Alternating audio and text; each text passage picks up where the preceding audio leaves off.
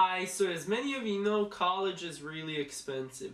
You have to pay for housing, a meal plan, books, tuition, and other expenses as well. First of all, I just want to remind you guys that international students can only work up to 20 hours a week on campus, or you can work full-time, but it has to be during a vacation period or during breaks. I did make some money in the US, but I would always spend it in a stupid way. Well, that's fantastic. A really smart decision, young man. We can put that check in a money market mutual fund. Then we'll reinvest the earnings into foreign currency accounts with compounding interest, and it's gone.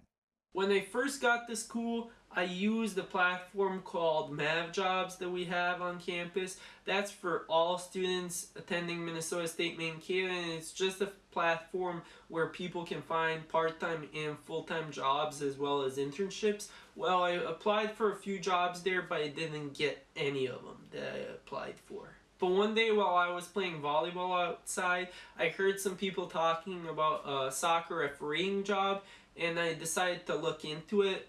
I was like, who doesn't like being a soccer referee, right?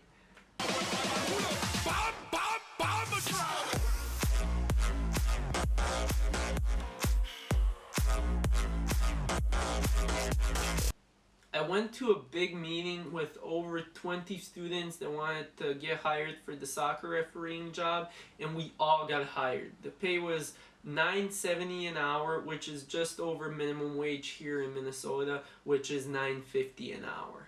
For my second job, I actually had to volunteer first.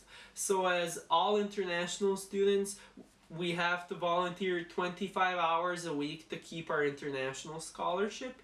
So I decided to give campus tours and do student panel. Student panel is basically just 3 college kids sitting in a big auditorium in front of 200 other high school kids and their parents, and just we answer questions that they might have about college. So after doing all those different tours, I actually went up to the admissions officers and asked them if they would have a job opening, if I could sign up for it, and they said yeah, of course, but unfortunately at this moment we're all full.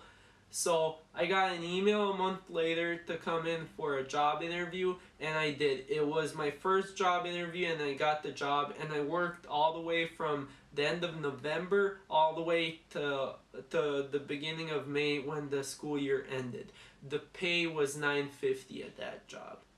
And finally, my third job is actually starting now in August. I got a job to be working as a CA, which stands for Community Advisor, which is basically just someone that coordinates people on the floor, helps them out with their roommates, and plans floor events for one of the dorms. So I'm on E4 in McElroy next year, and I'll be working there. I actually heard about the job just walking around campus. I saw a lot of flyers to sign up for the job, so I did.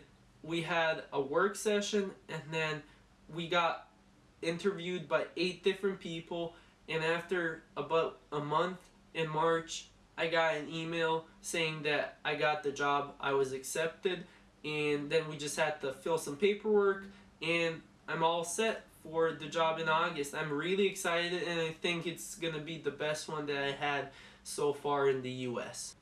The CA job pays a fixed amount for the full year, and plus we do get a free single dorm room for the whole year on campus.